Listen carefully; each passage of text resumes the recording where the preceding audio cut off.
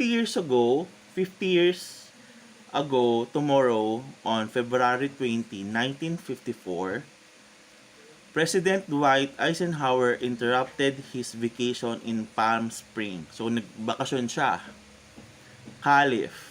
California. To make a secret nocturnal trip. So, gabi. To the nearby Air Force Base to meet to ExtraTerrestrial Intelligence. Okay, nakipag-meet siya. So, dapat pupunta siya sa California para magbakasyon. Kaso, hindi siya natuloy kasi gusto niyang i-meet yung dalawang alien. Or,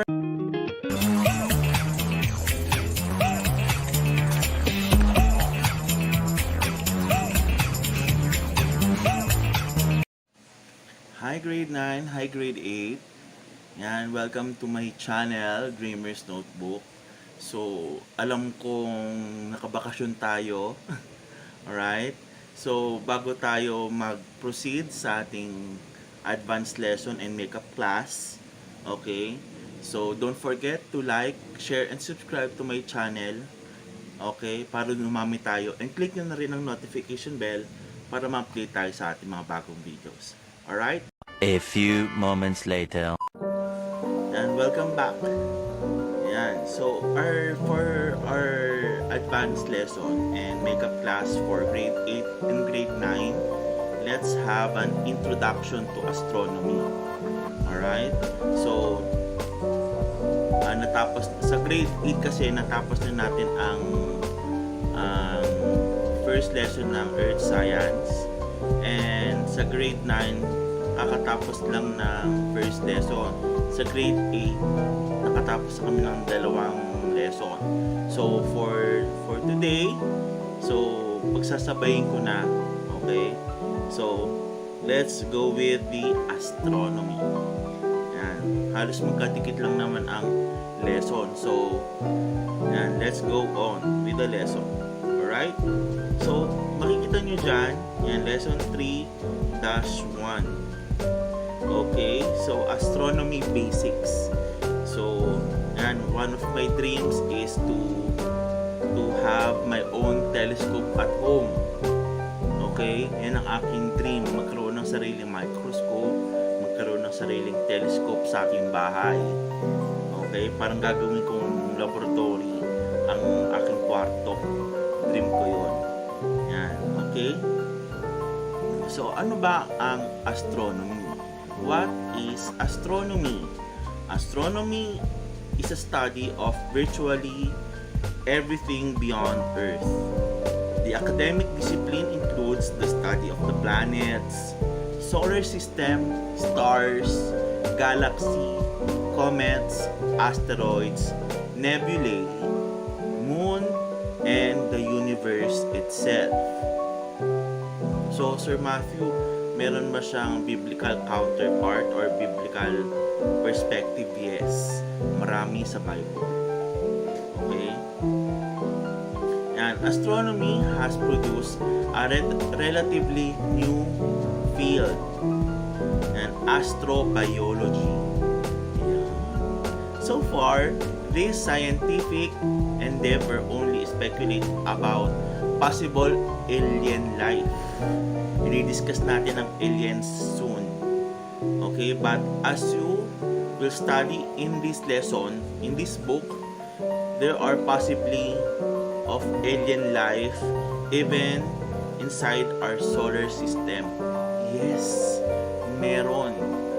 So just like what I have shared with you grade 8 and about to share with you grade 9, that actually the NASA, okay, the NASA itself, kung kailan nag-start ng NASA, doon din nag-start ang sharing of knowledge from the alien technology and human technology, vice versa. Okay, and part of the astronomical science community is actively listening for new signs of life in the cosmos. Parang nag-experiment na sila, nagpapadala sila na animals sa ibang planets, Okay? Sa solar system lang natin, of course. Okay? Sa Mars. Yan. So, is there any extraterrestrial intelligence?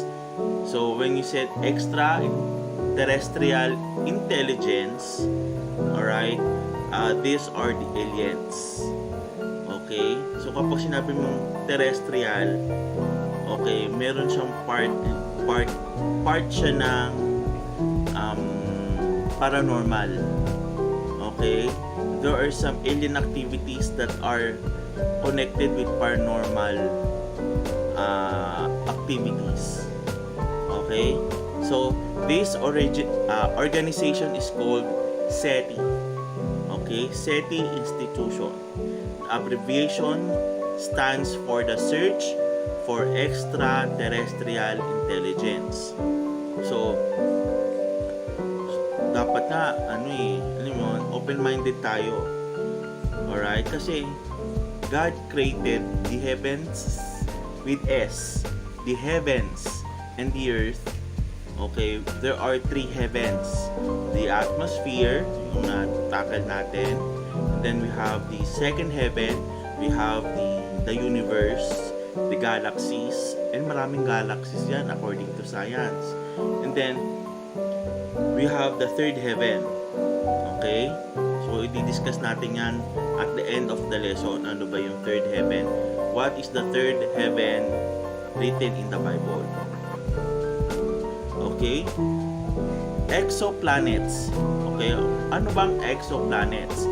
These exoplanets are circling stars outside our solar system. Literally, hundreds of these planets have been found. Several new ones are discovered every month. Every month, merong nadi-discover. So, sa tulong ng yung roaming telescope, okay, we called it is named by Hubble telescope. The Hubble telescope is hovering, nag-hover siya. Solar system about solar system.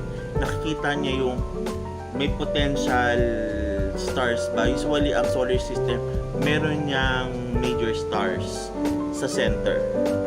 Okay? Either red giant, super giant, blue star, yellow star, orange star. Yan. Okay? So, is there any schools and tools of the trade? Okay? Skills and tools of the trade. So, astronomy is a visually based science. So, kailangan nakikita. Okay? The skills are carefully observations in essential to understanding and discovery. So, talagang kapag they are using the Hubble telescope, they're using the highest technology of telescope, nakaka-discover sila ng mga new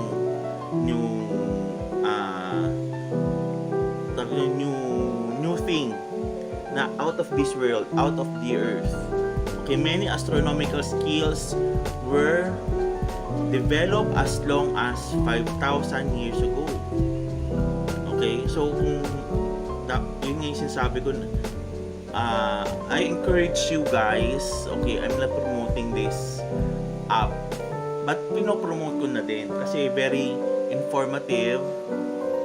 Okay, so if you are listening, okay, if you are inclined with science and documentary, okay, science documentary, ano yun, mag-download kayo, Discovery Plus, lahat yun puro documentaries. Okay, merong cooking, etc. etc. Okay, so marami pa siyang iba. So, hanapin niyo yung UFO witness. Yan. That will discuss, is extraterrestrial intelligence real or alien is real? Before written history began, people have noticed that interrelation between the sun, moon, and earth, okay, And observation resulted in rudimentary understanding of the timing of the days, nights, monthly pattern of the moonlit shapes and seasons. Okay? Yung mga sinaunang tao even sa ibang bansa. Okay? Meron silang pamamaraan na itong mga petroglyph, ito yung mga nakikitang symbols na hindi nakikita ng tao on the surface of the earth, nakikita siya above. Okay, bird's eye view. Meron mga symbols, and these symbols helps them for seasons and months. Okay, missing were scientific reasons for these events when there were no answers for natural occurrences. Observers included that it was caused by action of the gods. Okay, so even the actions of the gods, these are the usually they are mythological. Okay, at meron kanyang iba't ibang version. Yung mga iba't ibang version na yan, it depends on the region and the country. Okay, even here in our country, in the Philippines, meron tayong sari-sariling god. Na-discuss yan ng Filipino teacher natin. Tapos, sa English teacher, yung mga Greek mythology, dahil yan sa Greece yun.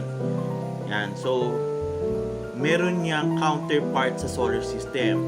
Saturn, Venus, etc. Okay? So, let's discuss this one. Yan. The President of United States, Dwight Eisenhower, and the alien ambassador. So, I have there his picture. Okay? Totoo to I'm not making this up. Okay? Na-discuss din siya sa Alien Witness na yung mismo yung anak niya nagpatunay na umalis ang kanyang tatay nakapag-meet sa aliens. Okay? I have there the link below. Okay? Sa link na yan, and I'm going to put the link also of the reference doon sa description box natin dyan. Okay, siya si President Eisenhower. Okay, I'm going to read. Okay, 50 years ago tomorrow, on February 20, 1954, President Dwight Eisenhower interrupted his vacation in Palm Springs. So, nagbakasyon siya.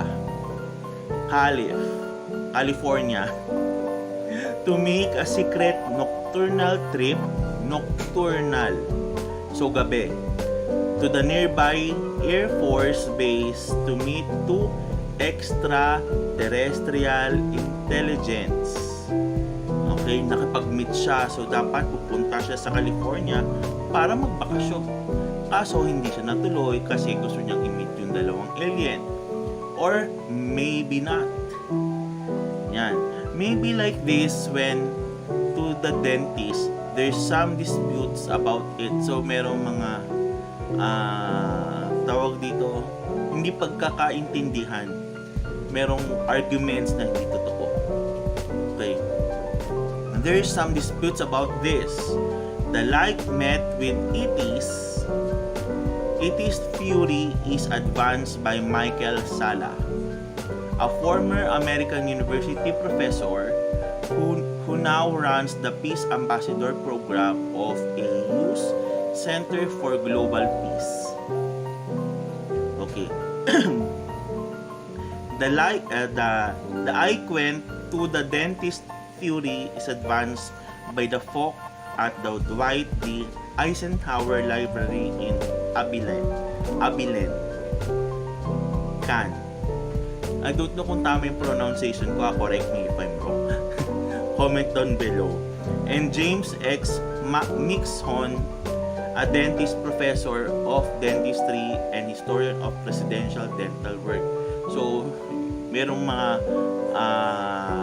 dentist na nag-handle sa tawag dito sa mga president.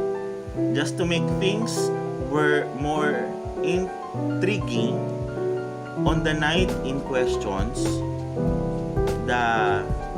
Ayan. Associated Press reported this. President Eisenhower died tonight of a heart attack in Palm Springs. So, namatay daw. 2 minutes later, the AP retract that bulletin and reported like the Ike was still alive. Okay, so na-report na buhay pa si former President Eisenhower. Indeed, Ike was alive. That yung Ike, I-K-E, nickname niya yan. Ike was alive and he continued living until 1969. But in the decades since his death, his activity on the night of February 20, 1954 have become fodder for strange theories about alien beings. Some facts are beyond dispute. Eisenhower was on the Gulf vacation in Palm Springs on February 20. Oh, that was yesterday. I believe, yes, February 20, 1954. After dining that night, so nagpunta nga naman talaga siya sa Palm Springs. After niya kumain, he made an unscheduled departure from the Smoking Tree Ranch where he was staying. The next morning, he attended a church service in Los Angeles. Okay? Also that morning, his spokesperson announced to the press that Ike had visited a dentist the previous night because he chipped a tooth while eating a chicken wing at a dinner. So parang ang president pala meron siyang personal private life. Personal private pa. Okay. Sala, who had a PhD in government in United States, Queensland, Iceland, in his native Australia, doesn't believe it. Okay? I-discuss na dito kung anong itsura ng alien. He figures the dentist trip is just a cover story. So, cover story lang pala yun. Na nagpa-dentist siya, meron rin issue. He believes that Ike went to Edwards Air Force Base. Listen to this. Where he met the two ETs with white hair, pale blue eyes, and colorless lips. Uulitin ko. Saan siya nagpunta? Edwards Air Force Base, where he met the two ETs with white hair, pale blue eyes, and colorless lips. So, imagine niyo, puti ang buhok, light blue ang eyes, and colorless lips. So, walang kulay ang labi. These aliens nicknamed Nordics in UFO circles because they resemble Scandinavian humans, traveled to Edwards from another solar system in a flying saucer. Sala says. They spoke to Eisenhower. Yan. So, naniniwala sila na merong UFO disk. Meron naman talaga. They were telepathic communication, says Sala. And that's true. Kasi nga nanonood ako ng tapos yung sinasabi nila, they do not speak but they can talk mentally. Yun nga. Telepathically. Okay, they can communicate. Yan. Saan na tayo? Yan. Sala 45 as he sits in his suburban folk church living room. It's as though you are hearing a person's but they not speaking. Somewhat like hallucination but it is not. Kasi telepathic nga, ganun nga siya. The Nordics offered to share their superior technology and their spiritual wisdom with Ike if he would agree to eliminate America's nuclear weapon. The Nordics, what is the reason why nakipag-alliance or nakipag-communicate ang former president? The alien offered to share their superior technology or alien technology. One of the highest technology ever is the plane without gravity. Yung parang hindi siya na ng gravity. Okay? And the spiritual wisdom with Ike, he would agree to eliminate America's nuclear weapon. They were afraid we might blow up some of our nuclear technology. So, bakit? Ibig sabihin, nakatira din sila rito. Sala says, and apparently, that does something time and space and it impacts the extraterrestrial race on the other planets. Ike declined that ET's offer. Sala says, because he did not want to give up the nukes, the nuclear. Okay, pero doon sa sinasabi kong documentary, maraming hypothesis na kasi marami nang ginagawa ang alien sa Amerika. Okay, na tawag dito, parang kumukuha sila ng tao, tapos naglalagay sila ng somewhat biological microchip. Mukha siyang microchip pero hindi siyang biological microchip. Tapos nag-i-implant sila, tinatanggalan nila ng baby, ganyan. So, they believe that ito yung sabi sa document. Okay? It is a document sa website. And sabi nung mga nagre-research about it, they do not believe that. Kasi simulang nung nakipag-communicate siya, nag-start na yung pag-a-abduct ng mga tao sa Amerika. And merong mga testimonies, okay? Merong mga testimonials na tawag dito, na nag-speak. Okay, nag-speak up doon sa kanilang sa document, sa video. Okay, going back from the lecture. Malapit tayo mag-end. Okay, the skills of writing and mapping drastically improved these combined regions and science of astrology and astronomy. Mapping and writing down observations, others were able to reutilize the saved information. So, syempre, kailangan maganda ang sulat, naintindihan ng handwriting, naintindihan yung sentence. Okay, mapping, yung location.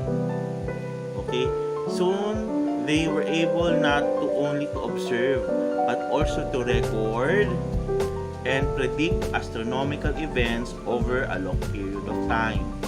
So, until now, ginagawa yan. Okay, dino-document, isinusulat. Okay? The study of astronomy or astrology become an important development in the history of civilization. So, what is the difference with astronomy and astrology? Okay, astrology means something na hula-hula. Okay, so we're not into that. We're into astronomy. Okay, and became so skills of predicting weather patterns and seasons allowed man to time harvest. From this, each man no longer had to just hunt, gather, and maintain flocks. Yan. Part kasi ng astronomy yung sa sun, yung moon cycle. Okay? Kapag full moon, most of the nocturnal animals are roving around the forest. mas active sila kapag full moon. Okay, that is what sinasabi dyan, no longer had just to hunt, gather and maintain flocks. Agriculture was developed, creating greater food supply. This led to larger population, spare time to build, event, and developing communities. Stars observation and mapping allowed for navigation of the new land and sea routes. So, syempre, di ba kapag merong tawag dito, merong full moon, nagkaka-high tide. Yan, okay? Tapos, dahil din sa astronomy, na-develop daw ang agriculture. So, thanks to astronomy. Yan. Stars observation, yan, allowed for the navigation of new lands and sea routes, trade and exchange of ideas between culture. Over time, ancient civilization gained wealth, power, and improved technology based on the increased amount and food and trade. Kasi syempre yung technology na wala dun sa area, kailangan nila makapag-trade ng knowledge dun sa kabilang area. Right? That was inspired the studying the cosmos. Yan. I hope you understand. So, bakit nga ba natin dinidiscuss si President Eisenhower? Kasi sooner, okay, didiscuss natin, okay, sa next vlog natin, didiscuss natin ang NASA. Ano bang history ng NASA? Bakit ba siya nagkaroon? Okay? Kasi ang meron lang tayo, pag-asa sa DOST. So, hindi siya ganun ka, okay? Over time, yan, saan ba tayo? Ng Copernicus. Okay? Kilala niyo si Copernicus, of course. A Polish mathematician was educated in medicine, mathematics, astronomy, and astrology in Poland and in Renaissance Italy. Okay? Polish mathematician si Copernicus. He proved through math and observations the Earth rotates on an axis and that the Earth circles the Sun. So siya yung hindi Earth ang center kundi Sun. Not vice versa. He published the treatise on this matter in 1543. The same year he died, so namatay siya. Called the De Revolution Bas Herbio in Latin. In it, he called the heliocentric system, or we called it heliocentric theory, the logical explanation that the Earth's relationship to the Sun. So, Earth is rotation. Okay, we called it the Goldilocks zone. Okay, Goldilocks zone. If you go beyond that zone, that orbit, mainit. Kapag malamig. So, dapat nandun lang siya sa axis. This was the first put forth by Aristarchus, a Greek philosopher who lived 1,800 years earlier than Copernicus. So, parang mas ahead siya. Okay? Aristarchus, siya yung Earth is the center of the solar system. Galileo Galilei, an Italian born when? Okay? 21 years after the death of Copernicus. Studied the medicine but also had a keen interest in mathematics and astronomy. Although he is best known for his ideas on astronomy and also discovered that the secrets of the pendulum, diba? Dahil sa kanya, meron tayong pendulum. Later, the basic of his ideas about making a pendulum clock. Yung mga ganun. Okay? An example of this style of the timepiece of grandfather clock. Yan. Galileo thought he saw oceans and sea on the surface of the moon.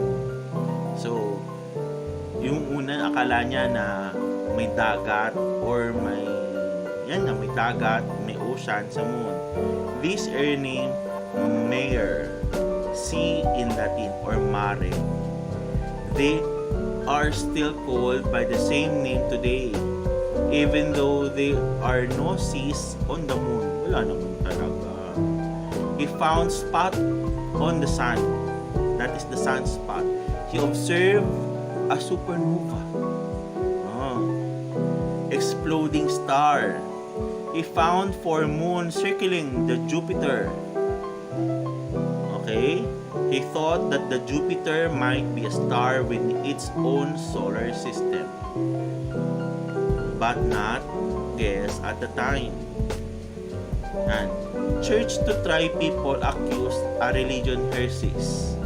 Okay? That run counteract to the church doctrine. Kasi nga, parang sinasabi nila, pagan daw ang astronomy. Actually not. If you read the Bible, may astronomy doon. Okay? He was tried twice, and the second time he was convicted and spent the rest of his life under the house arrest. So, nag-house arrest siya. He died in, kailan? 1638. At the age of 74. Tanda na 74 years old. A blind man. Don't make this mistake Galileo made when he studied the sun through a telescope. Okay. Do you know? Okay, gravity is the glue that keeps the entire universe together. Yan. It is a force of attraction that binds particles together to form atoms and so on. So even atoms may gravity up to the scale of the mass of the universe itself. May major gravity kasi yan. The greater the cumulative mass, the greater the attracting power. Diba? Kapag the more na mabigat ka, the more na malaki ka, the more na babaksak ka sa lupa. Gravity attraction can be mutual. The greater the distance between the object, the less the gravitational influence or the attracting power. And then, that's true. The more na mataas ang the more na masakit ang baksak. Diba? So, last 2 slides. We have the Edwin Hubble. Edwin Hubble discovered that our galaxy was not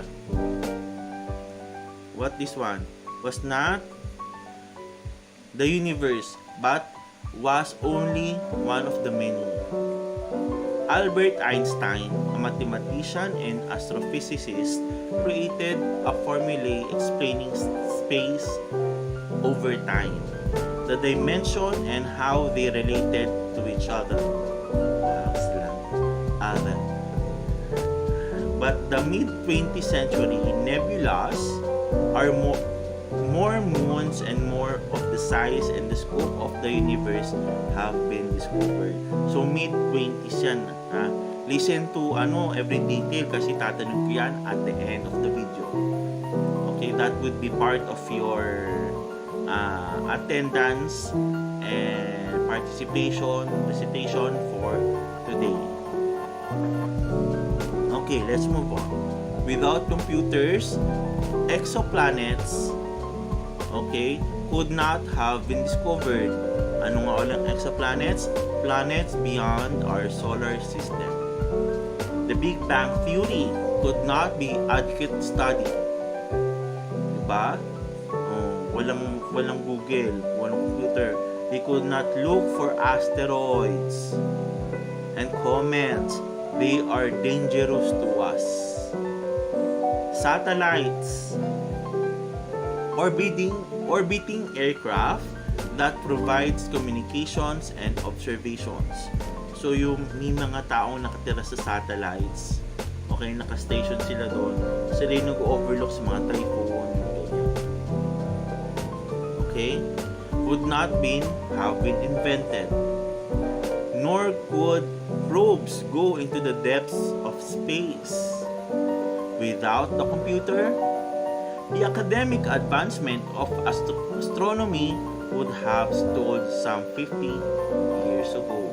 So alam mo yun, even technology is very helpful. Kaya nga dapat tinitake advantage natin ng we don't take advantage, the technology, but we should use it for God's glory. Okay? For the benefit, to help others. Okay? Yan. Comment down below. Dito na tayo mag-end. What are your lesson takeaways? Give at least 3 lessons that you have learned. Okay? Comment down below. Leave a like for Monday's attendance ko. So, kailangan kung 25 ang kailangan makareceive ang video na to ng 25 plus the 21 of Daniel. Okay, kailangan maka 21 likes din siya. Okay, the same thing with Deborah and Esther. Okay, the number of the likes will tell me that you have watched the video in full. Okay? Panoorin ng video. Now, maliban sa lesson takeaways. First question. Number 1. Comment down below your answers. Number 1. What is the alibi of the former President of the United States? Or, what you call this one? Cover up story ng meet up ng President of the United States meeting up with the aliens. That is what is the cover up story. Number 1. Number 2. Okay, I will give you 3 questions. Number 2. Describe the image or the description of the alien na meet up ng former president ng United States na si former President Eisenhower. Last question. Okay, last question. What is the greatest discovery of astronomy based on the video? Okay, name a scientist that discovered something about the astronomy. Okay, magbibigay na lang ako ng name. Okay, ito, pipili ako dito. Okay, what is the discovery of Galileo for astronomy? Comment down below. Alright? So, I hope you have learned for today's lesson. So, that's for all today. Goodbye. But, don't forget to like, share, and subscribe. And hit nyo na rin ang notification bell para ma-update tayo sa ating mga bagong videos at para marami na tayong subscribers. Thanks for watching.